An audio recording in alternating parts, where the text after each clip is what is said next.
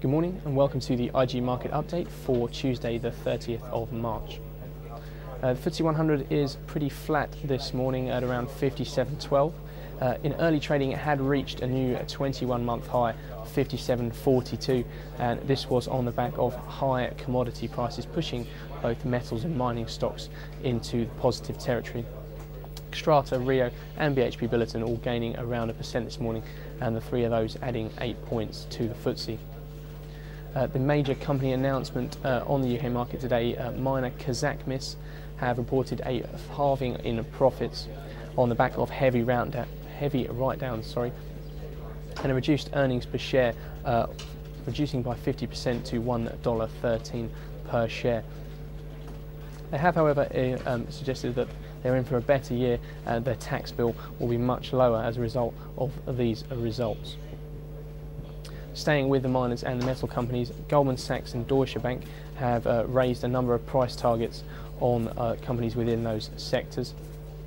Xstrata, Vedanta, Rio, Lonmin, BHP and Anglo American all benefiting from the raises there, and Goldman Sachs in fact adding Antofagasta to its conviction buy list, removing Kazakhmys from that one. Moving across to the banking sector, RBS is off a couple of percent today on the back of their fine, £28.6 million fine that they've been hit with as a result of price fixing loans with Barclays. On the data front this morning, Nationwide produced their house price survey for March, showing prices increasing by 0.7% this month, and that's better than last month, where February we saw the first decline for quite a while.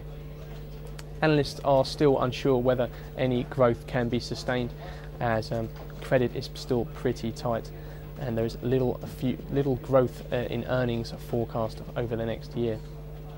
Nationwide themselves are sceptical of Alistair Darling's budget pledge to raise the stamp duty threshold for 2 years to £250,000. Nationwide not sure whether this is going to have an effect on the market at all. The other item of data this morning, UK final fourth quarter GDP revision for last year, and it's actually revised up to 0.4%, and the year-on-year figure revised to minus 3.1%, better than the previous minus 3.3%. This gives a little bit of cheer to the government after last night's Channel 4 debate between the potential next Chancellors of the Exchequer, where all in all Alistair Darling didn't really have that much to say from his budget last week.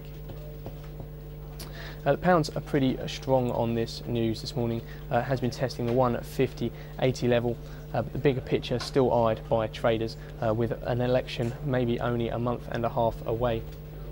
And the fact that yesterday in the UK, Standard & Poor's said their negative outlook on the AAA rating remains in the run-up to the election, and there are fears that the UK may lose its AAA rating after an election due supposedly in early May.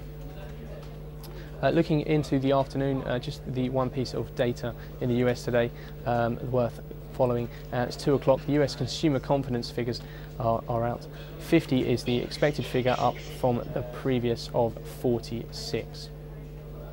A short while ago we were calling the Dow pretty flat on last night's close at 10900, and the Dow had a pretty good afternoon yesterday, up around 45 points on the back of news that the US government is close to offloading its stake in bailed out bank Citigroup.